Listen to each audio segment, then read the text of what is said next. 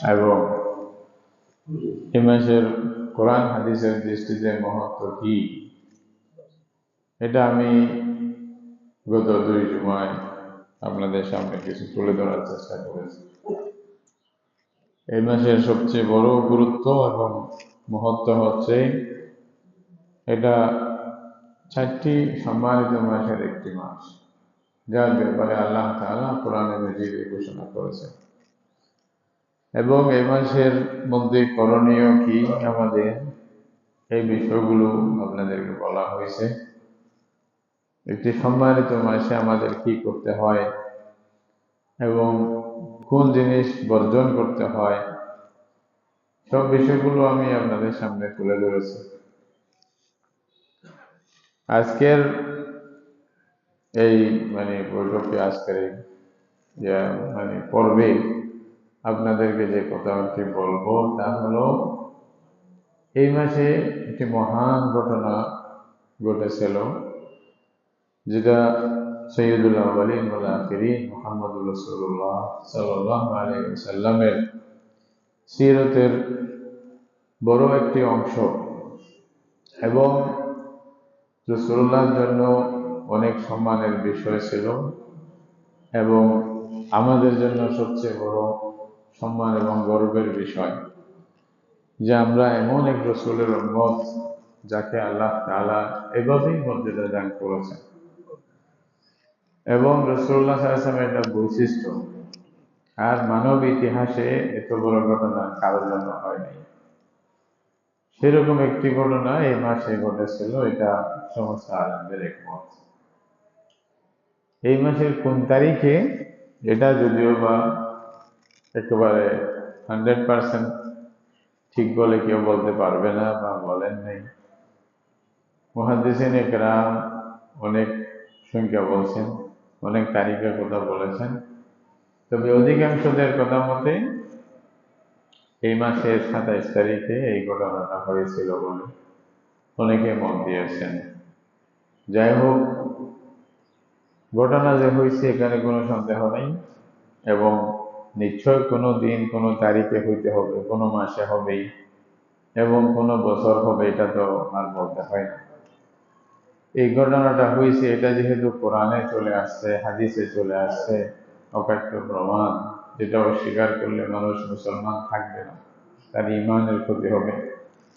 সেরকম একটা ঘটনাকে অস্বীকার করার কিছু নেই। তবে কোন তারিখ এটা আমরা নির্দিষ্ট বলতে না পারলেও যে তারিখে হোক হয়েছে, তো এতটুকু আমাদের জন্য যথেষ্ট। আর অধিকাংশ মুহাদ্দিসিন যেহেতু রজব মাসের কথা বলতেছে, তাহলে এটাও ঠিক আমরা মানতে পারি, হ্যাঁ রজব মাসে হয়েছে। আবার আমাদের দেশে প্রসিদ্ধ হিসেবে 27 তারিখ, এটাও সমস্যা নেই, অসুবিধা নেই। একটা তো মানতেই হবে যে তারিখে হোক। তো সুতরাং রজব মাসের 27 তারিখ বলে আমাদের কাছে খুব প্রসিদ্ধ। রাসূলুল্লাহ সাল্লাল্লাহু আলাইহি ওয়াসাল্লামের মেরাজের যে ঘটনা হয়েছিল, ওইটাই এই মাসে ঘটনাটা হয়েছে। এটা কেমন ঘটনা ছিল ওইটা নিয়ে একটু, এই মাসের সাথে যেহেতু ঘটনার সম্পর্ক, সেই যাবে ওই ঘটনাটা আপনাদেরকে আমি ইনশাআল্লাহ বলবো।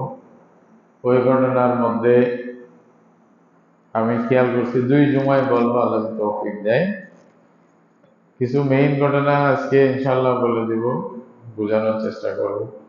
বাকি এই ঘটনার কিছু নেপথ্য কাহিনী আছে এবং এটার কিছু শিক্ষা আছে আমাদের জীবনে, সেগুলো হয়তো কিছু নতিজা আছে যেটা আমাদের জন্য জরুরি। এটা ইনশাআল্লাহ আগামী জুমায় আল্লাহ তৌফিক দিলে, আল্লাহ হায়াতে বাঁচায় রাখলে আপনাদের সামনে পেশ করব। প্রথম ঘটনাটা কি, ইসরা এবং মেরাজ। আমরা আমাদের দেশে বা উপমহাদেশে এটাকে সবে মেরাজ অথবা মেরাজ রসুল এতটুকু ভাবে জানি, মেরাজ শরীফ এতটুকু আমরা শব্দ বললে বুঝি। পুরা ঘটনাটা বাস্তবিক বিভাগে বিভক্ত করা যায় কোরআন হাদিসের দৃষ্টিতে যতটুকু আসছে। এটা এমন ভ্রমণ যে ভ্রমণের কোনো নজির ইনসানি ইতিহাসের মধ্যে নেই, মানব ইতিহাসের মধ্যে নেই। সেরকম একটা ভ্রমণ আল্লাহ তাআলা আল্লাহ রসুলকে করাইছিলেন। ওইটার এক ভাগ হলো উনি মক্কা শরীফ থেকে রাতারাতি বাইতুল মুকদ্দাস পর্যন্ত, সিরিয়ার যে বাইতুল মুকদ্দাস ওইটা পর্যন্ত গিয়ে অবস্থান করছিলেন। ওইখানে নামাজ দোয়া পরে আবার উপরের আসমানের দিকে গিয়েছিলেন। তাহলে একটা অংশ হলো বাইতুল্লাহ শরীফ থেকে, মক্কা শরীফ থেকে বাইতুল মুকদ্দাস পর্যন্ত। আরেকটা পর্ব হচ্ছে বাইতুল মুকদ্দাস থেকে সোজা একেবারে 7 আসমানের উপরেই আরশ, কুরসি, আর কাদি, জান্নাত, জাহান্নাম পর্যন্ত সাইর করা আর ফিরে আসার বিষয়। তাহলে দুই জিনিস। প্রথমটাকে কোরআন হাদিসের ভাষায় ইসরা বলা হয়। কোরআন হাদিসের ভাষায় প্রথমটাকে কি বলা হয়? ইসরা। দ্বিতীয়টাকে মেরাজ বলতেছে, মানে বাইতুল মুকদ্দাস থেকে 7 আসমান পর্যন্ত যাওয়া, সিদরাতুল মুনতাহা পর্যন্ত পৌঁছা, এইটাকে বলা হচ্ছে মেরাজ। তাহলে এই মূল ঘটনার দুইটা ভাগ, এক ভাগকে ইসরা বলা হচ্ছে আর এক ভাগকে মেরাজ বলা হচ্ছে। দুনো ভাগ কোরআন হাদিস দ্বারা প্রমাণিত। প্রথম ভাগের কথা যে আয়াতটা আমি পড়লাম, এই আয়াতের মধ্যে আল্লাহ তাআলা সূরা বনী ইসরাঈলের শুরুতে স্পষ্টভাবে বলে দিয়েছেন, সুবহানাল্লাযী আসরা বিআবদিহি লাইলাম মিনাল মাসজিদিল হারাম ইলাল মাসজিদিল আকসা আল্লাযী বারাকনা হাওলা লিনুরিয়াহু মিন আয়াতিনা। আল্লাহ তাআলা এখানে ঘটনাও বললেন, এটার আশ্চর্য এটাও বললেন, এবং এটার উদ্দেশ্য কি এটাও বলে দিলেন। এরপরে মেরাজের যে ঘটনাটা আছে, বাইতুল মুকদ্দাস থেকে সিদরাতুল মুনতাহা পর্যন্ত যে সফর, এই সফরের ঘটনাটা কোরআনে মজিদে স্পষ্ট না থাকলেও ইঙ্গিতে আল্লাহ তাআলা আরেকটি সূরায় এটা বর্ণনা করছেন। এটা হলো সূরাতুন নজম বলা। সূরাতুন নজমের শুরুতে আল্লাহ তাআলা এটা ইঙ্গিতে বলেছেন। এটা স্পষ্ট না হলেও, সরাসরি শব্দ না বললেও ইঙ্গিতে বলেছেন যে উনি ওইখানে পর্যন্ত পৌঁছলেন। তাহলে ঘটনার দুই পর্ব কোরআন দ্বারা প্রমাণিত হয়। এবং হাদিসের মধ্যে আমরা দেখলে এই রাসূলুল্লাহর পুরো ঘটনাটা, ইসরা এবং মেরাজ উভয় পর্বটা হাদিসে রাসূলের মধ্যে দেখা গেলে বুখারী, মুসলিম সহ যত সহিহ গ্রন্থ এবং অন্যান্য গ্রন্থ, সব গ্রন্থের মধ্যে স্পষ্টভাবে আছে, এমনভাবে যে 80 জনের মতো সাহাবী এই হাদিসটা বর্ণনা করেছে। 80 জনের মতো সাহাবী। এটা মুহাদ্দিসিনের কথা মতে 10 জন সাহাবী যদি কোনো একটা হাদিস বর্ণনা করে, এটাকে মুতাওয়াতির বলা হয়। মুতাওয়াতির মানে এটা ইয়াকিন, এটা যে পাঠ্য, এখানে কোনো সন্দেহের অবকাশ থাকে না বা কিছু বলার সুযোগ থাকে না। তো 10 জনে যদি হয়ে যায়, তাহলে 80 জন হইলে 8 বার মুতাওয়াতির, 1-2 বার না। তাহলে এই ঘটনাকে অস্বীকারের কোনো জো নেই। এই জন্য উলামায়ে কেরাম, মুসলমানদের যত আলেম, যে কোনো দেশের যত যুগের শুরু থেকে এই পর্যন্ত সবাই একমত যে ইসরা মেরাজকে অস্বীকার করলে কাফের হয়ে যাবে সাথে সাথে। কোরআনের অস্বীকার, আল্লাহ রাসূলের হাদিসের অস্বীকার, এতে আর মুসলমান থাকবে কেন? তাহলে এই ঘটনাটা উভয় পর্ব কোরআন হাদিস দ্বারা প্রমাণিত এবং অখ্যাত দলিল দ্বারা প্রমাণিত এবং ঈমানের অংশ। এই ঘটনাটা ঘটছে রাসূলের সাথে, রাসূলের সিরতের একটা বিরাট অংশ। এটা হলো সিরতে রাসূলের বড় একটি অধ্যায়, যেটার মধ্যে আমাদের জন্য অনেক বড় কিছু আছে, যেটা বললাম। এটা আল্লাহ তাআলা কেন ঘটনাটা করাইছিলেন, এত বড় মহান সফর কেন করাইছিলেন? কোরআনের আয়াতের মধ্যে আল্লাহ বলছেন, লিনুরিয়াহু মিন আয়াতিনা। আল্লাহ বলছেন, এটা আমি রাসূলকে এত বড় মর্যাদা দিলাম বা এখানে নিয়ে আসলাম, এটা আমার নিদর্শনগুলো ওনাকে দেখানোর জন্য। আয়াতের মধ্যে অনেক কিছু আছে, এখানে শুধু কোরআনের আয়াত উদ্দেশ্য না। লিনুরিয়াহু মিন আয়াতিনা, আল্লাহ তাআলা আয়াতের, কোরআনের আয়াত তো ওনার কাছে এমনি নাযিল করতেছেন। ওইখানে স্বচক্ষে দেখে আসার জন্য সেই সুযোগটা আল্লাহ তাআলা করে দিলেন। আল্লাহর পরিকল্পনা কি, আল্লাহ তাআলা তাকদীরের মধ্যে কি রাখছেন, এই উম্মতের এই দুনিয়ার শেষে কি হবে না হবে, কার সাথে কিরকম ব্যবহার হবে, সব কিছু একটা একটা করে আল্লাহ রসুলকে দেখাইছে। এটা হলো ঘটনা। এবং এরপরে এটাই হবে, কারণ এটা হয়েছিল ঘটনাটা কবে? রাসূলুল্লাহ সাল্লাল্লাহু আলাইহি ওয়াসাল্লামের জীবনের দুটা অংশ আছে। একটা অংশ হচ্ছে মক্কী জীবন, নবুয়তী জিন্দেগির, আর একটা হলো মদনী জীবন। মদনী জীবন শুরু হওয়ার প্রারম্ভে, মক্কী জীবনের শেষের দিকে, এই 1 বছরের মধ্যে হয়তো রাসূলুল্লাহ হিজরত করবেন, মক্কা শরীফ ছেড়ে মদিনা শরীফ চলে যাবেন, তখনই এই ঘটনাটা হয়েছিল। এখন পরবর্তীতে যা হবে এটার ভিত্তিতেই ও তখন মানবে না মানবে, ওটার ভিত্তিতেই বান্দাদের আখিরাতে লাভ ক্ষতি অথবা ভালো খারাপের ফয়সালা হবে। এই জন্য আল্লাহ তাআলা এরপরে বান্দাদেরকে যে সমস্ত হুকুম আহকাম দিবেন, তাদের সাথে যে সমস্ত কথা হবে, এটা রসুল যেন দেখে শুনে বলতে পারে, সেই সুযোগ আল্লাহ তাআলা করে দিয়েছে। একটা জিনিস এমনি শোনা, আর একটা জিনিস নিজে দেখে আসা, দুটার মধ্যে কিছু পার্থক্য থাকে। একটা ফার্সি ভাষায় বলা হয় সুনিদা কাই বওয়াজ মানিন্দে দিদা, যা দেখছি এটার সমান তো যা শুনছি তা হবে না। মনে করেন একজন সৌদি আরব সরকার শুনতেছে, আমরা শুনতেছি, দেখি নেই, তা আমাদের কাছে বিশ্বাস আছে, ওকে বিশ্বাসের অভাব নেই, ঠিক আছে, আমরা বিশ্বাস করি, অবিশ্বাসের কিছু নেই। কিন্তু দেখলে, নিজের সুযোগকে দেখলে তার মাত্রা আরো 1000 গুণে বেশি হবে না? এটার থেকে আরো বেশি হয়ে যাবে।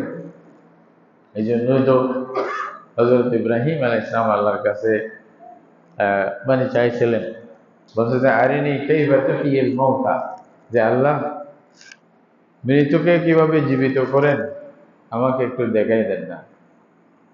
ইব্রাহিম আলাইহিস সালাম আল্লাহর কাছে চাইলেন। ইব্রাহিম আলাইহিস সালাম আল্লাহ ইব্রাহিমকে জিজ্ঞাসা করলেন, আওয়ালাম তুমিন, ইব্রাহিম তুমি কি বিশ্বাস করো না?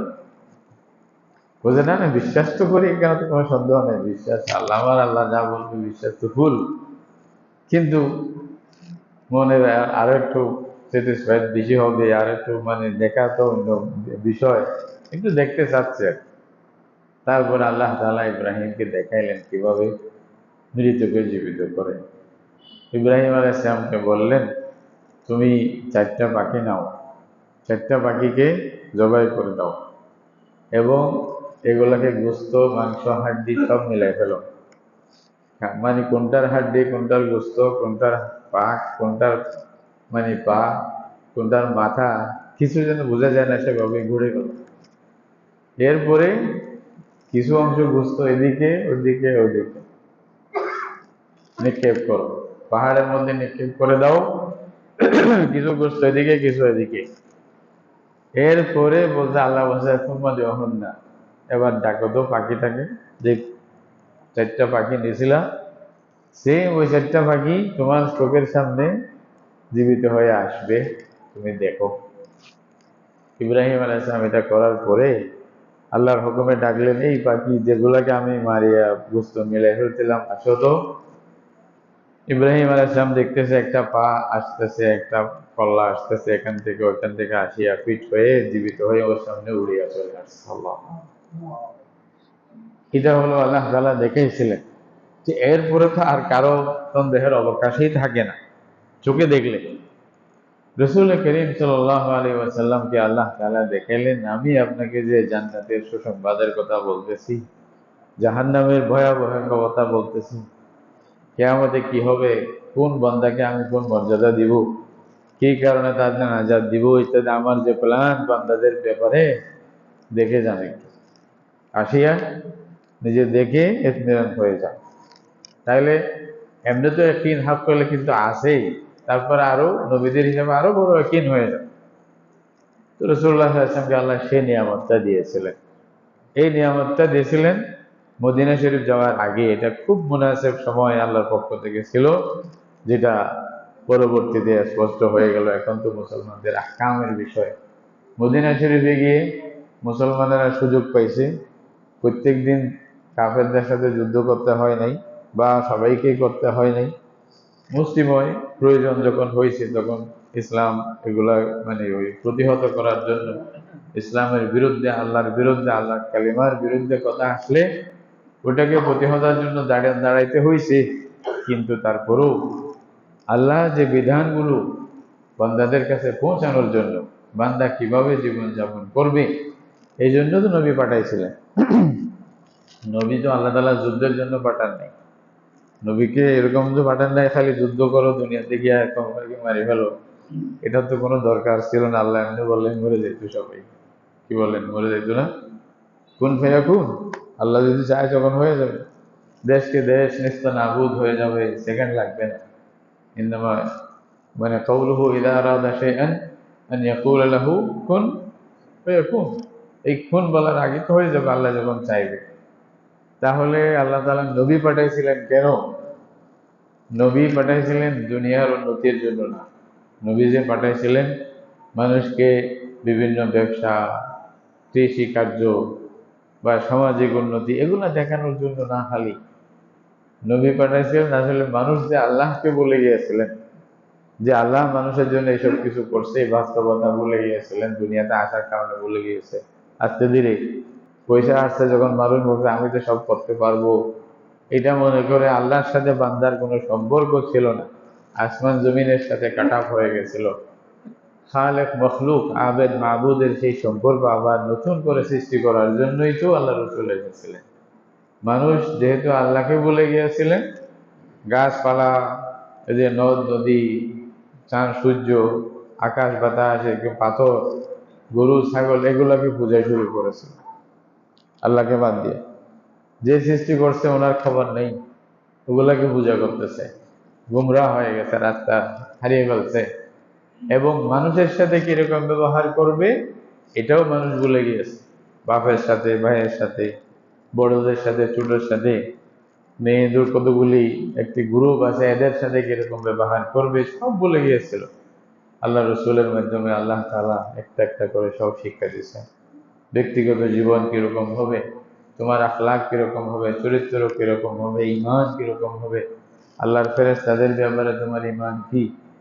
কাফেররা মনে করতো এগুলা দেবদেবী, নওয়াজুবিল্লাহ, হ্যাঁ, চার সূর্য এগুলা মখলুক, আল্লাহর সৃষ্টি, এগুলা কেন সৃষ্টি করছে ইত্যাদি বাস্তবতা আল্লাহ তাআলা বান্দাদেরকে শেখানোর জন্য তো নবীকে পাঠাইছে। আর নবী কাজও করছেন এটাই। রাসূলুল্লাহ বলেছেন ইন্নামা বুইসতু মুআল্লিমান, আমাকে তো আল্লাহ শিক্ষা দেওয়ার জন্য পাঠাইছে, তোমাদেরকে শিক্ষা দেওয়ার জন্য। কি শিক্ষা দিব? আখলাক শিক্ষা দিব, চরিত্র শিক্ষা দিব।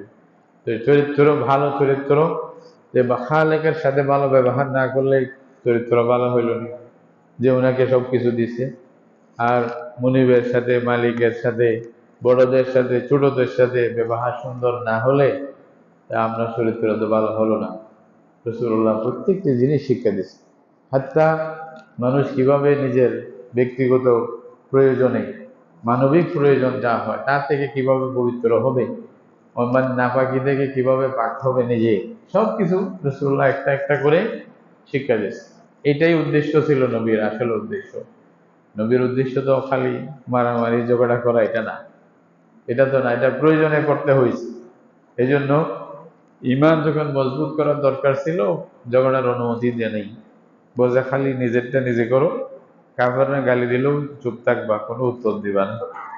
13 বছর এই কাজেই করাইছে। খালি মক্কা শরীফের 13 বছরে কোনো তলোয়ার ওঠানোর অনুমতি ছিল না। খবরদার, যা গালি দেখ শোনো, সবর করো, আর একটু সবর করো, ইমান মজবুত করো, আল্লাহর সাথে সম্পর্ক কায়েম করো।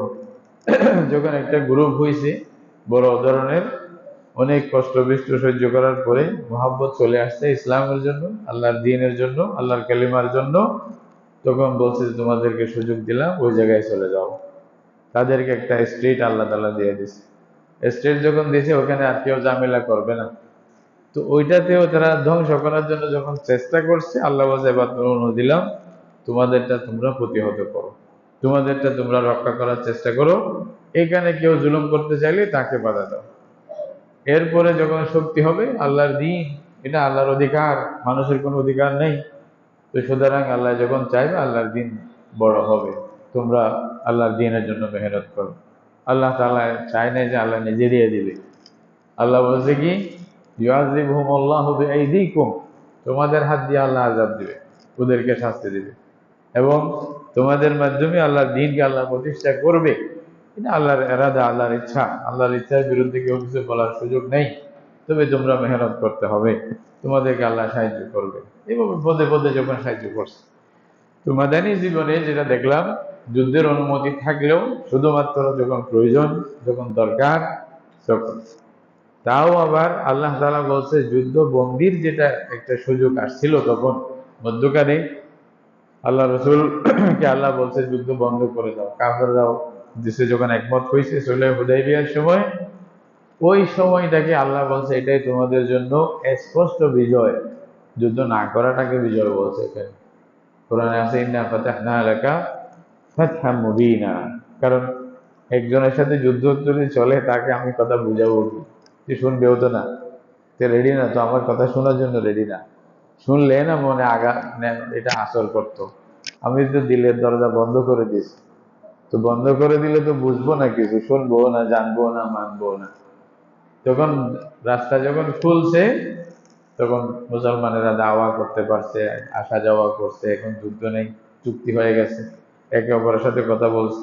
কাফেররা যখন মুসলমানদের আখলাক, মুসলমানদের আসলে মেসেজ, কোরআনের মেসেজ বুঝতে পারছে, তখন দেখা যায় সুলহ হুদাইবিয়ার আগে মুসলমানদের সংখ্যা বেশিতে বেশি 1000, 1500 এরকম হয়তো দেখা যায়।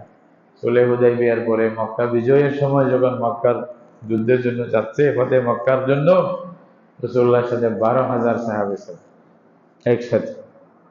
এত বড় বিজয় আল্লাহ তাআলা দিয়েছে। তাও এইভাবেই করছে। তো মোটমাট রাসূলুল্লাহ সাল্লাল্লাহু আলাইহি ওয়াসাল্লাম মদিনী জীবন যেটা, এটা মানুষকে তৈরি করার জন্য, যে উদ্দেশ্যে আল্লাহ তাআলা মানে নবী পাঠাইছিলেন, যে উদ্দেশ্যে কোরআন, যে উদ্দেশ্যে দ্বীন, যে উদ্দেশ্যে ইসলাম, ওইটা মানুষের কাছে প্রচার করার জন্য, মানুষকে শিক্ষা দেওয়ার জন্য একটা গ্রুপ এভাবে তৈরি করার জন্য, যেটার মাধ্যমে আল্লাহ তাআলার আল্লাহর বিধানগুলো সব করাইয়া দেখবেন যে হ্যাঁ, এরকম হইলে এই বিধান হবে, এরকম হইলে এই বিধান হবে, তোমার জন্য অন্যায় করলে এই বিধান হবে। সব কিছু এই 10 বছরে আল্লাহ তাআলা বান্দাদের মাধ্যমে করাইয়ে সারা পৃথিবীর জন্য কিয়ামতের পর একটা মডেল, একটা নমুনা, একটা আইডিয়া আল্লাহ তাআলা নবীর মাধ্যমে সৃষ্টি করে দিয়েছে। এটা উদ্দেশ্য ছিল ওইটাই। ওইটার আগ মুহূর্তে আল্লাহ তাআলা এটার আঞ্জাম কি হবে, এটা নবীকে সচক্ষে দেখাইলেন। এটা হলো ইসরা এবং মেরাজ। এই ইসরা মেরাজের যে ঘটনাটা, এটাকে আমরা কোরআন হাদিসের ভাষায় 2 শব্দে বলা হলেও আমাদের দেশে আমরা মেরাজ এক শব্দেই বুঝি। কি বলেন, ঠিক না? আমরা সিরতের কিতাব পড়ি, অথবা আমাদের দেশের ভাষায় হুজুরেরা যা বলে, মেরাজ শরীফের ঘটনা, মেরাজের ঘটনা। তো মেরাজের ঘটনা বললেই এক শব্দে আমরা বুঝি দুটোটা। মক্কা শরীফ থেকে বাইতুল মুকাদ্দাস, ওখান থেকে সিদরাতুল মুনতাহা, যা যা হয়েছে সবকিছু এক শব্দে আমরা কি বলি? মেরাজ। তাহলে আমাদের ভাষায় মেরাজ মানে দুটোটাই, অসুবিধা নাই, বুঝলে হয়েছে। তাহলে এই মেরাজের ঘটনাটা কেন হয়েছিল, এটার কিছু খালফিয়া কাহিনী বলে, নেপথ্য কিছু কাহিনী থাকে। আল্লাহ তাআলা একটা তো বললাম, ভবিষ্যতের সাথে এটার কি সম্পর্ক। এখন এটা অতীতের সাথে কি সম্পর্ক ছিল, রাসূলুল্লাহর জীবনের 40টি বছর পরে রাসূলুল্লাহ সাল্লাল্লাহু আলাইহি ওয়াসাল্লাম যখন নবুয়তের কথা আল্লাহ তাআলা যখন নবী হিসেবে নির্বাচন করলেন এবং বিশ্ব নবী হিসেবে নির্বাচন করলেন, ওনাকে প্রথমে 3 বছর গোপনে দাওয়াত দিয়েছেন। তখন স্পষ্ট বলেন নাই, কাফেরদের সামনে বলার অনুমতি ছিল না, গোপনে।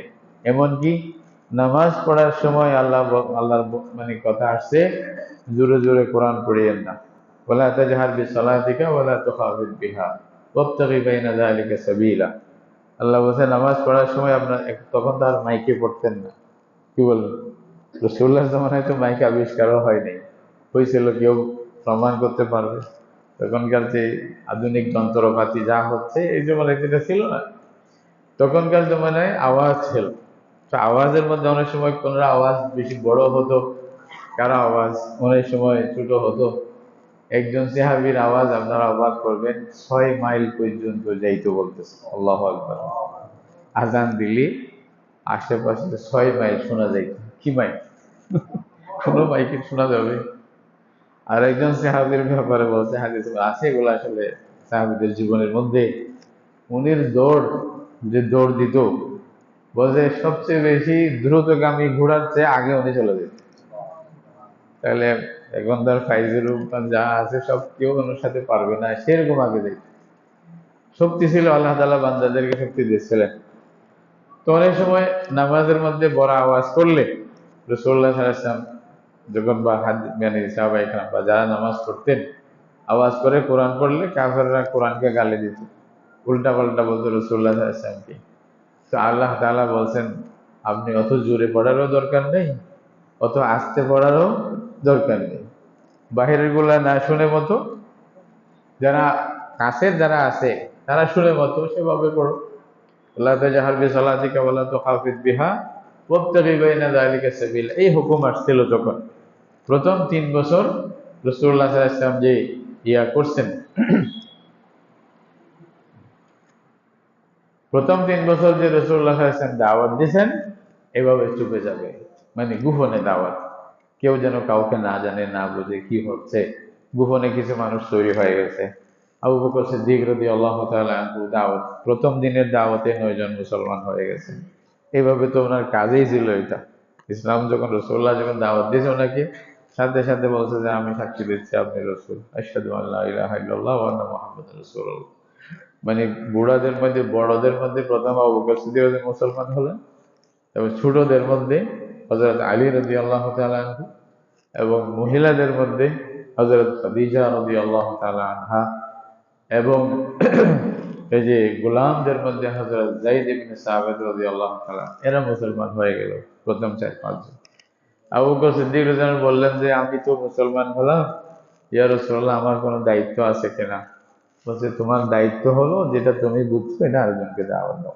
ওয়া তাওয়াসাউ বিল হাক্কি ওয়া তাওয়াসাউ বিস সাবর, আমানু ওয়া আমিলু সালিহাত ওয়া তাওয়াসাউ বিল হক। এরপরে প্রথম কাজ হলো সত্যের দাওয়াত দেওয়া আরেকজনকে। আবু বকর সিদ্দিক রাদিয়াল্লাহু আনহু নবীর কথা শুনে গিয়ে দাওয়াত দিলেন। একসাথে প্রথম দিনেই 9 জন মুসলমান, যেখানে হযরত ওসমান গনি সহ, হযরত তালহা সহ এরা সবাই মুসলমান হয়ে গেল। রাসূলুল্লাহর দরবারে নিয়ে আসেন, আল্লাহ রাসূল প্রথম গ্রুপ নিয়ে আসলাম, আমি এই কাজটা চালু রাখবই। এভাবে আস্তে আস্তে দাওয়াত হচ্ছে। দারুল আরকাম নামে একটা ঘরে রাসূলুল্লাহ তাদেরকে শিক্ষা দিতেন। 3 বছর এভাবে গেছে। 3 বছরের পরে, আজ 3 বছর গোপনে কিছু কথা হইলে এটা তো মানুষের কাছে কিছু প্রকাশ হয়ে যাবে, যতই লুকাইতে থাক কিছু তো প্রকাশ হবেই। এরপরে আল্লাহ তাআলা রাসূলুল্লাহকে আদেশ দিলেন, আপনি এখন স্পষ্টভাবে দ্বীনের দাওয়াত দেন। ওয়াজহার মানে কোরআনের মানে দাওয়াত আমভাবে, ফাসদা বিমা তুমার ওয়া আ'রিদ আনিল মুশরিকিন বলে দেন। রাসূলুল্লাহ সাল্লাল্লাহু আলাইহি ওয়াসাল্লাম যখন এই দাওয়াত শুরু করলেন, দাওয়াত শুরু করার সাথে সাথে এতদিন পর্যন্ত প্রায় 43 বছর, 40 বছরের নবুয়ত পাইছেন, 3 বছর গোপনে দাওয়াত দিলেন। 43 বছর পর্যন্ত যাদের সাথে ছিলেন, যারা আল আমিন বলতো, সত্যবাদী, যারা আসাদেক বলতো, এরকম সত্যবাদী, এরকম আমানতদার আমরা কাউকে দেখি নাই পৃথিবীতে। ছোট বড় মহিলা পুরুষ সবাই মানতেন এই কথা। ওই নবীর বিরুদ্ধে শুরু করে দিলেন তারা। এখন যারা মানি রাসূলুল্লাহ সাল্লাল্লাহু আলাইহি ওয়াসাল্লামের পথে ফুল বিছাইতেন, ওনারা কাঁটা বিছানো শুরু করে দিল। উদ্দেশ্য কি? এখানে নতুন সিস্টেম চালু হবে। এখন তো আমাদের সেই পৌত্তলিক সিস্টেম তো আর থাকবে না। হ্যাঁ, লাত উজ্জা মানাত হুবল এগুলার অস্তিত্ব ব্যঙ্গে চোরমাচুর হয়ে যাবে। এখন তো এক খোদার রাজত্ব চলবে এখানে। লা ইলাহা ইল্লাল্লাহর মানে তো এটা। এইটাই শোনার সাথে সাথে কাফেররা বিরুদ্ধ হয়ে গেল। যে যেভাবে পারে রাসূলুল্লাহ সাল্লাল্লাহু আলাইহি ওয়াসাল্লামকে, রাসূলুল্লাহ সাল্লাল্লাহু আলাইহি ওয়াসাল্লামের সাথীদেরকে কষ্ট দেওয়া শুরু করলো। সাহাবায়ে কেরামকে কষ্ট দেওয়া মানে এটা রাসূলকে কষ্ট দেওয়া। আমি আমার যারা সহযোগী, আমার সাথে হয়তো পারতেছে না সরাসরি, তো রাসূলের সাথীদেরকে করা মানে আমার কষ্ট দেওয়া না। তাদের উদ্দেশ্য এটাই ছিল। তো গরিব যারা ছিল প্রথমে, তাদেরকে বেশি সীমাহীন মানে জুলুম অত্যাচারের শিকার করা হলো। যারা গোলাম ছিল তাদেরকে মানে তাদের মুনিবরা কিভাবে কষ্ট দিছে এটা বলে শেষ করা যাবে না। হযরত বিলালের কথা, খাব্বাব ইবনে আল-আরাতের কথা, আম্মার ইবনে ইয়াসিরের কথাগুলো মানে বলা লেখা আছে। আল্লাহ তাআলা কোরআনে বলছে সাহাবীদের কথা, হাদিসে রাসূলুল্লাহ সাল্লাল্লাহু আলাইহি ওয়াসাল্লাম বলছেন এরকম হাত পা বেঁধে রেখে মারা হচ্ছে। গ্রামবাসী সবাই মিলে আসে প্রহার করত। আল্লাহ রসুল একবার ওদিকে যাচ্ছিলেন, হযরত আম্মার ইবনে ইয়াসির ওনার পরিবারকে বেঁধে রাখছে, রসুল্লাহ থেকে তাকাচ্ছে এবং চোখের পানি পড়তেছে। আল্লাহ রসুল কিছু বলতে পারতেছে না, তখন শক্তি ছিল না, আল্লাহর অনুমতি ছিল না। তখন রসুল্লাহ ওদেরকে বললেন, সাবরান ইয়া আলা ইয়াসির ফাইন্না মাওইদাকুমুল জান্নাহ। আল্লাহ রসুল বলছেন, এই ইয়াসিরের পরিবার, সবর করো, ধৈর্য ধরো, ইমানের পরীক্ষা, অগ্নি পরীক্ষা দিচ্ছ, এটার ফল খুব ভালো হবে, তোমাদের জন্য জান্নাতের ওয়াদা থাকলো। আল্লাহ রসুল এটা বলছে। আমি আর কিছু বলতে পারতেছি না, এখন সবর করো, আল্লাহ তাআলা তোমাদেরকে জান্নাত দেবে। দিয়ে বলেছে এভাবেই হচ্ছিল। একটা ঘটনাগুলো বললে তো মানে কিতাবের পৃষ্ঠা লেখা আছে এরকম সাহাবায়ে কেরামের উপরে কি আঘাত আসছে, শুধু লা ইলাহা ইল্লাল্লাহ মুহাম্মদুর রাসূলুল্লাহ বলছে, এটাই দোষ, আর কোনো দোষ নেই। ওরা কোনো তাদের মানে রাজত্ব নিয়ে, তাদের এই যে যেগুলা ক্ষমতা নিয়ে টানাটানি করে নাই কেউ, তাদের সম্পদ নিয়ে টানাটানি করে নাই, তাদের সম্মান নিয়ে টানাটানি করে নাই, খালি নিজেদের ব্যাপারে বলছে লা ইলাহা ইল্লাল্লাহ মুহাম্মাদুর রাসূলুল্লাহ। এটাকে দাবানোর চেষ্টা করছিল খুব মারাত্মকভাবে। জুলুম অত্যাচারের রোষানলেদের উপরে চলছি অনবরত। এমনকি কিছু সাহাবী শেষ পর্যন্ত হিজরত করে রাসূলুল্লাহ সাল্লাল্লাহু আলাইহি ওয়াসাল্লাম থেকে অনুমতি নিয়ে হাবশার দিকে চলে গিয়েছিলেন। একবার না দুইবার হিজরত করছেন, অনেকগুলি আসে নাই, পরে আসছে। ওইখানে পর্যন্ত ওদেরকে শান্তিতে থাকতে দেয় নাই। তখন রাসূলুল্লাহ সাল্লাল্লাহু আলাইহি ওয়াসাল্লামের যারা সহযোগী, ব্যক্তিগতভাবে সহযোগী, ওনার চাচা আবু তালেব এবং ওনার স্ত্রী হযরত খাদিজা রাদিয়াল্লাহু তাআলা আনহা, দুজনেই এক বছরে ইন্তেকাল করে গেলেন। উনি ইন্তেকাল করার পরে রাসূলুল্লাহ একেবারে এক ধরনের অসহায়, সহযোগী নাই কেউ, এরকম ভাবে মজবুত সহযোগী আর কেউ নেই। এটাকে আল্লাহ রসুল আমুল হুজন বললেন। এটা চিন্তার এবং পেরেশানির বছর। এত বড় একটা কাজ হলো, আমার চাচাও গেল, আমার স্ত্রীটাও গেল। এখন রাসূলুল্লাহ সাল্লাল্লাহু আলাইহি ওয়াসাল্লাম দাওয়াত দিচ্ছিলেন, কাফেররা আরো বেশি জোরে সুরে মোকাবেলা শুরু করলো রাসূলুল্লাহ সাল্লাল্লাহু আলাইহি ওয়াসাল্লাম। তখন সাহাবায়ে কেরামের বেশ কিছু লোকেরা মদিনা শরীফ হিজরত করছে, আল্লাহ রসুলকে আল্লাহ মানে অনুমতি দিবে এই অপেক্ষায়। অনেকেই চলে গেছে। আবু বকর সিদ্দিক অনুমতি চাইছিলেন, হযরত ওমর অনুমতি চাইছিলেন, পরবর্তীতে হযরত ওমরকেও রাসূলুল্লাহ অনুমতি দিয়েছে। আবু বকরকে বলছে তুমি অপেক্ষা করো। আবু বকর যেন বললেন হয়তো তাইলে আমি সাথে যাওয়ার বড় আশা, এটা যদি ভাগ্য যদি ফলে যায়। উনিও আশায় বসেছিলেন। রাসূলুল্লাহ সাল্লাল্লাহু আলাইহি ওয়াসাল্লাম যখন দেখতেছে যে মুশরিকরা খুব বেশি পেরেশান করতেছে, চতুর্দিকে হামলা করতেছে, না পারে রসুলকে মানে শেষ করে দিবে, তখন রাসূলুল্লাহ সাল্লাল্লাহু আলাইহি ওয়াসাল্লাম এক রাত তায়েফের মধ্যে আসলেন। মনে করলেন তায়েফবাসীরা মানে কথাটা গ্রহণ করবে। তায়েফবাসীরা তার চেয়ে বেশি মারাত্মকভাবে অত্যাচার, অন্যায়, জুলুম অত্যাচার দিয়ে রাসূলুল্লাহর সাথে মোকাবেলা করলে রাসূলের সামনে আসলেন। ওনারা দুই পাহাড়ের মধ্যখানে, রাসূলুল্লাহ সাল্লাল্লাহু আলাইহি ওয়াসাল্লামের গোলাম ছিল হযরত খাদিজার গোলাম মাইসরা, উনি সাথে ছিলেন রাসূলুল্লাহর সাথে। তায়েফের লোকেরা রাসূলুল্লাহ সাল্লাল্লাহু আলাইহি ওয়াসাল্লামকে নাউযুবিল্লাহ বেইজ্জত করার জন্য, কলঙ্কিত করার জন্য চতুর্পাশে ছোট ছোট বাচ্চাদেরকে পাথর দিয়ে লাগাই দিয়েছে। এখন ছোট বাচ্চা তো মাসুম বাচ্চারা বুঝে না অনেক সময় কি করতেছে, বড়রা যেদিকে নিয়ে যায়। ওনারা বলছে উনি এক পাগল আসছে, ওনাকে পাথর মারো, নাউযুবিল্লাহ। আল্লাহ রসুল আমাদের জন্য রহমতুল লিল আলামিন কি কি কষ্ট মানে করে নাই, সহ্য করে নাই।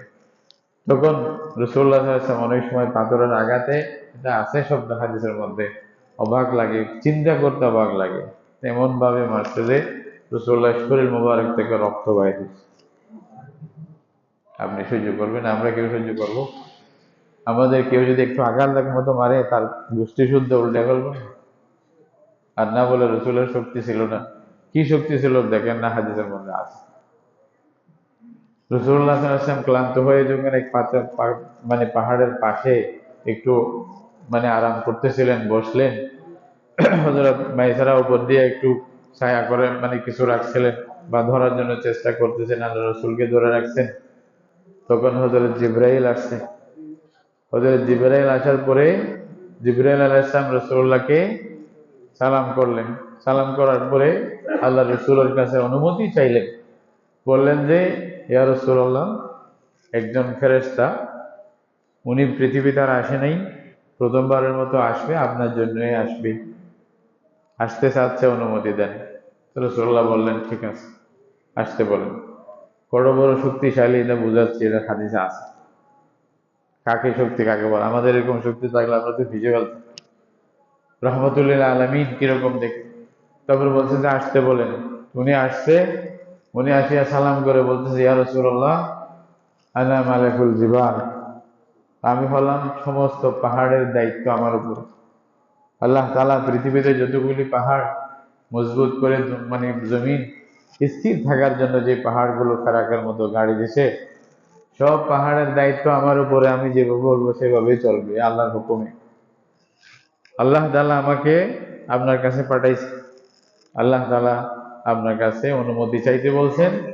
আপনি যদি অনুমতি দেন, এই দুই পাহাড়, এই তায়েফের আশেপাশে যে পাহাড় আছে, এই পাহাড়গুলো আমি মিলাই দিব। তায়েফের যত মানুষ সব নেস্ত নাবুদ হয়ে যাবে, একজনের অস্তিত্ব থাকবে না। আপনার সাথে এত বেয়াদবি করছে, আল্লাহ বলছে আপনার এখতিয়ার, আপনি বললে, ইশারা করলে আমি এখনই করে দেব, কেউ থাকবে না, সব একসাথে একেবারে দলিত, সব নেস্ত নাবুদ, কারোর নাম গন্ধ থাকবে না। ইয়া রাসূলুল্লাহ, আপনি বলেন, আমি এখনই করে দিচ্ছি। শক্তি ছিল কিনা? কেমন শক্তি ছিল! ইশারা করলে হয়ে যেত, ইশারা করলে হয়ে যেত, সব বেয়াদবদের এরকম নিস্ত নাবুদ হয়ে যেত। রাসূলুল্লাহ সাল্লাল্লাহু আলাইহি ওয়াসাল্লাম বলছেন যে, লা লা, আমি এটা চাই না। সুবহানাল্লাহ। রাসূলুল্লাহ কিরকম সময় শরীর থেকে রক্ত পড়তেছে, ওদের আঘাতে এটা এটা দেখা যাচ্ছে, কিন্তু আল্লাহ রাসূল বলছে, আমি এটা চাই না। কি চাই? বলতে যে, আমি তো আশা করি এরা না বুঝলেও এদের ভবিষ্যৎ প্রজন্ম আমার দিন গ্রহণ করবে। আল্লাহ, আমি এদেরকে মেরে ফেললে তো ওরা আর সুযোগ পাবে না। এটা কি রহমতুল্লিল আলামিন বলা? রহমতুল্লিল আলামিন সাল্লাল্লাহু আলাইহি ওয়াসাল্লাম। আল্লাহ রাসূল এটা বলার পরে ওইখান থেকে চলে আসছে। যখন আল্লাহ রাসূল দোয়া করছে যে, আল্লাহ, তোমার দ্বীনের জন্য যা কিছু করতেছি, তোমার দ্বীন প্রতিষ্ঠার জন্য, তুমি যে দায়িত্ব দিয়েছো আল্লাহ, সেই দায়িত্ব আদায় করার জন্য, যে আল্লাহ, তুমি যদি রাজি থাকো, দুনিয়ার সবাই সব রকমের লাঞ্ছনা বঞ্চনা আমি কোনো গুরুত্বই দিই না, এটা কোনো পরোয়া করি না। আল্লাহর কাছে দোয়া করতে, আল্লাহ আমি আশকু ইলাইক, আল্লাহ, আমি খালি তোমাকেই বলতেছি, তুমি রাজি থাকিও মাহবুদ, তুমি যেন নারাজ না হয়ে যাও। তোমার রেজামন্দির জন্যই সবকিছু সহ্য করতেছি, আরো বেশি হলেও সহ্য করবে, এটা কোনো বিষয় না। এটা রাসূলুল্লাহ সাল্লাল্লাহু আলাইহি ওয়াসাল্লাম দোয়া করলেন। তারপরে যখন চলে আসতেছে, মক্কা শরীফে এমন কোনো ব্যক্তি ছিল না রাসূলুল্লাহ সাল্লাল্লাহু আলাইহি ওয়াসাল্লামকে কি দিবে, মানে আশ্রয় দিবে নিজের ঘরে।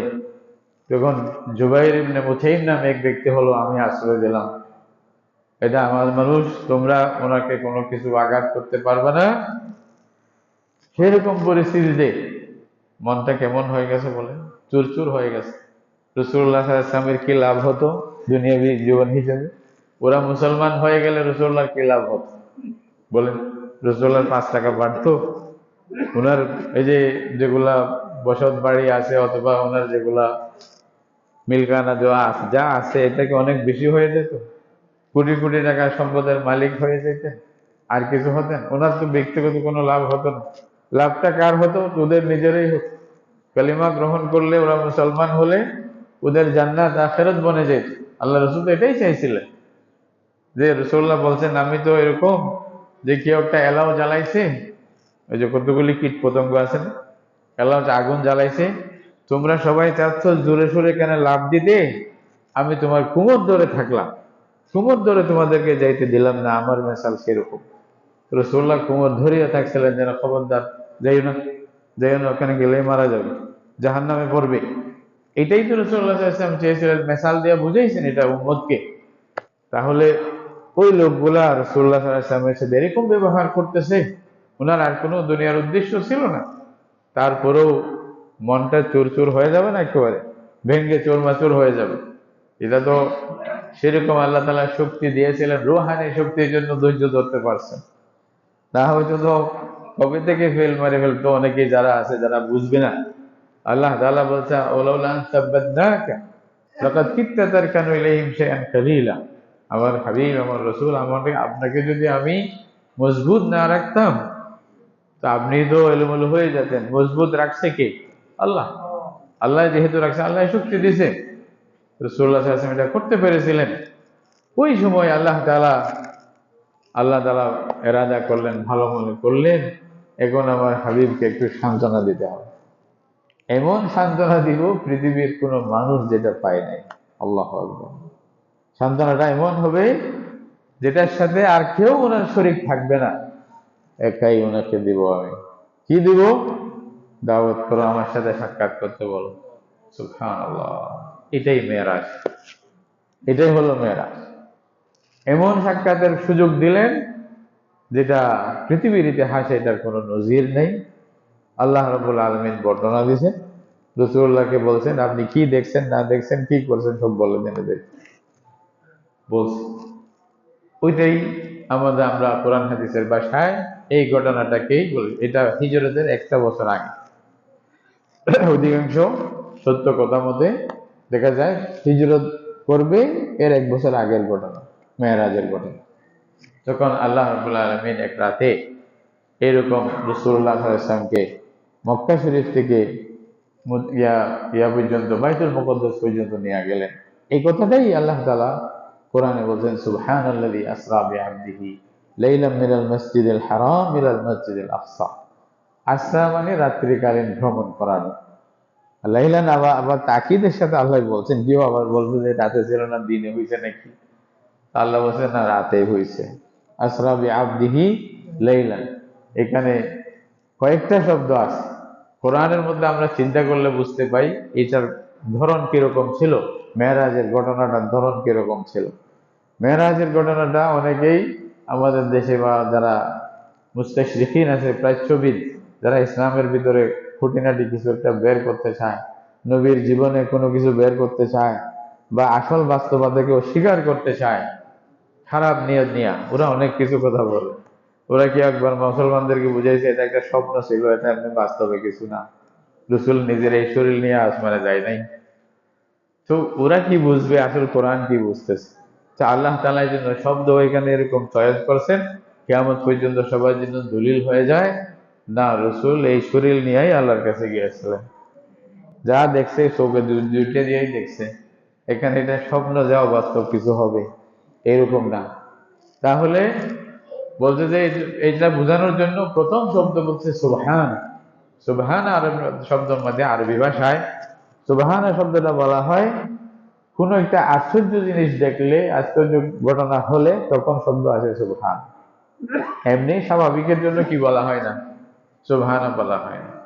স্বাভাবিক স্বপ্নের মধ্যে এটা রসুল কেন, এটা আমি আর আপনি যদি স্বপ্নে দেখি, তা কেউ যদি স্বপ্নে দেখে আমেরিকায় গেছে চলে আসছে, এটা কি কেউ অবাস্তব বলবে? স্বপ্নে দেখছে আর কি। স্বপ্নে সেকেন্ডের মধ্যে আমেরিকা যেতে পারে, আবার আসতে হতে পারে। এটা তো স্বপ্নে, এটা তো কিছু না, এটা আশ্চর্যের কিছু নাকি? স্বপ্নের মধ্যে যদি আপনি বলেন আমি আমেরিকা গেছিলাম আবার চলে আসছি, এটা আশ্চর্যের কিছু না। আর স্বপ্নের মধ্যে অনেকে হয়তো পুরো একটা জীবন দেখে ফেলতে পারে 2 মিনিটে, করে না? আশ্চর্য কিছু নাকি? এটা তো বাস্তবে হলে না আশ্চর্য হবে। তাইলে আল্লাহ তাআলা যেটা সুবহান শব্দ বলছেন, সুবহান শব্দই প্রথমেই প্রমাণ করতেছে রাসূলুল্লাহর মেরাজ শরীরে ছিল।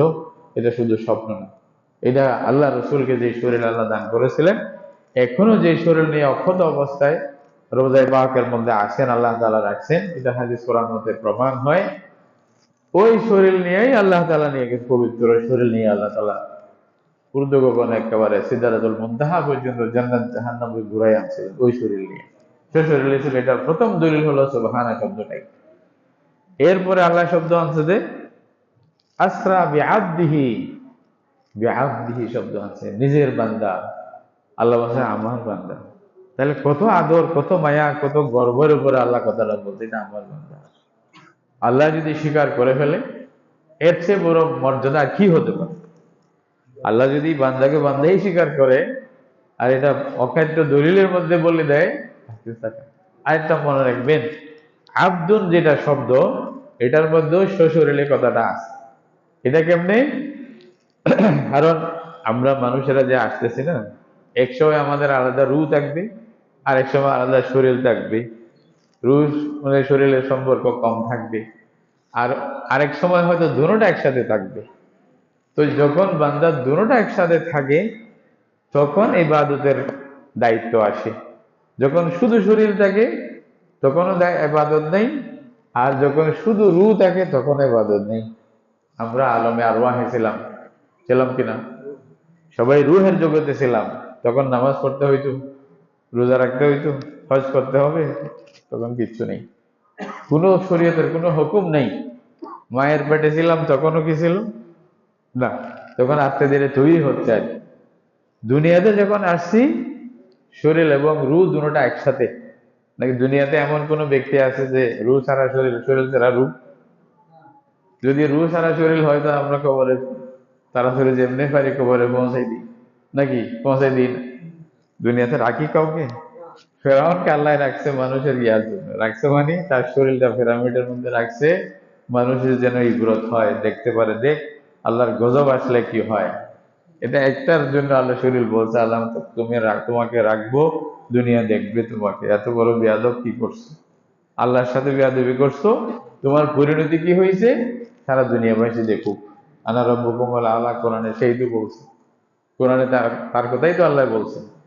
যাই হোক, তাহলে শুধু রু থাকলেও ইবাদত না, শুধু শরীর থাকলেও, কবরের মধ্যে আমরা যে কোনো ইবাদত আছে? নামাজ পড়তে হবে, রোজা রাখতে হবে, কিছু নেই। এই দুনিয়ার পিরিয়ড এটাতে রু শরীর দুটোটা যখন একসাথে থাকে, তখন আব্দুন ইবাদত থেকে, ইবাদতের দায়িত্ব যতদিন রু শরীর একসাথে আছে ততদিন থাকবে। আর রু যদি শরীর থেকে আলাদা হয়ে যায়, এটা মানে মত। এটার মানে কি? মত, দুনিয়ার জীবনে মত, তখন ইবাদত নাই। এখানে রাসূলুল্লাহ সাল্লাল্লাহু আলাইহি ওয়াসাল্লামকে আল্লাহ তাআলা শব্দ বলছেন আব্দিহি, নিজের বান্দা মানে রু শরীর একসাথে। তাহলে যেখানে আল্লাহ তাআলা সশরীরে নিয়ে যাবে, এটার আরেকটা দলিল হচ্ছে আব্দিহি শব্দটা। প্রথম শব্দ ছিল সুবহানা, এটাই বোঝা গেল মেরাজ সশরীরে ছিল। আরেকটা শব্দ আব্দুন শব্দ দ্বারাই বোঝা যায় মেরাজ সশরীরে ছিল। ঠিক আছে, আরো দলিল আছে, যদি দিতে যাই অনেক লম্বা কথা। কোরআনের শব্দগুলো দিয়ে বুঝবেন, কেউ যেন আপনাদেরকে মানে চিন্তা ভাবনা দিয়ে উল্টাকে পদচ্যুত করতে না পারে, সেই জন্য এগুলো মনে রাখতে হবে। সুবহানাল্লাযী আসরা বিআবদিহি লাইলান, কোথা থেকে কোথায় নিয়ে গেছে? মিনাল মসজিদিল হারাম ইলাল মসজিদিল আকসা। আল্লাহ তাআলা যেটা ডিসটেন্স বলছে এখানে, মসজিদুল হারাম থেকে মসজিদে আকসায় নিয়ে গেছে এক রাতের ভিতরে। লাইলান শব্দ বলছে কি? লাইলান। আপনি বলি আপনাদের বোঝার জন্য, আশ্চর্য যে আর বাস্তবে ছিল। আরবি ভাষায় লাইলুন বলে নির্দিষ্ট সময়কে। নির্দিষ্ট সময়কে কি বলা হয়? লাইলুন। অর্থাৎ সূর্য ডুবা থেকে সূর্য ওঠার আগ পর্যন্ত সময়টাকে বলে লাইলুন। এটাকে লাইলাতুন বলে না, মনে রাখবেন। লাইলাতুন গুলতা লাগলে আরবি ভাষায় এটা ব্যাপক অর্থ হইতে পারে, এটা অনেক রাতও হইতে পারে। কিন্তু আল্লাহ তাআলা এখানে শব্দ বলছে লাইলান, এক রাত, সব রাতে না, দিনেও না। এই জন্য লাইলুন শব্দের পরিবর্তে আরবি ভাষায় শব্দ আছে নাহারুন, নাহারুন আসে। আর লাইলাতুনের পরিবর্তে ইয়ৌমুন আসে। দুটোটার মধ্যে ব্যাপকতার অর্থ আছে, কিন্তু এই নাহারুন আর লাইলুনের মধ্যে ব্যাপকতা নেই। এক রাত, তো এক রাতের ভিতরে এত লম্বা সফর, এটাও তো আশ্চর্য ছিল। কারণ স্বপ্নের মধ্যে তো লাগে না এটা। তাহলে এটাও শব্দ প্রমাণ করে আল্লাহ রাসূল সাল্লাল্লাহু আলাইহি ওয়াসাল্লামের মেরাজ সশরীরে ছিল। আর লাগবে একটা দলিল তো যথেষ্ট। তাহলে সশরীরে আল্লাহ রাসূল সাল্লাল্লাহু আলাইহি ওয়াসাল্লামকে মানে আল্লাহ তাআলা ইয়া থেকে, বাইতুল্লাহ থেকে বাইতুল মুকদ্দাস পর্যন্ত নিয়ে গেছেন। নিয়ে যাওয়ার ব্যবস্থা কি ছিল এটা ইনশাআল্লাহ, এবং কেন নিয়ে গেছিল এটা তো যে পুরস্কার দেওয়ার জন্য, রাসূলুল্লাহকে সান্ত্বনা দেওয়ার জন্য, রাসূলুল্লাহর অন্তরকে খুশি করে দেওয়ার জন্য, আল্লাহ তাআলা সবগুলো দেখানোর জন্য, এটা তো বললাম। বাকি তফসিলি যেগুলা ঘটনা আছে, মানে কিভাবে নিলেন মক্কা মদিনা থেকে, মক্কা থেকে ইয়া পর্যন্ত, বাইতুল মুকদ্দাস পর্যন্ত, সেখান থেকে উপরে কোথায় পর্যন্ত কিভাবে নিয়ে গেছেন, কোন জায়গায় কি হয়েছে, এরপরে আল্লাহ রসুল আল্লাহ তাআলা নিদর্শন কি কি দেখাইছেন, আসার সময় কি হাদিয়া দিলেন আমাদের সবার জন্য, ইত্যাদি বিষয়ে ইনশাআল্লাহ পরবর্তী জুমায় আল্লাহ তৌফিক দিলে কথা বলবো। আল্লাহ তাআলা আমাদেরকে বুঝার জন্য, আমল করার জন্য তৌফিক দান করুক। ওয়া আখিরু দাওয়ানা আলহামদুলিল্লাহি রাব্বিল আলামিন।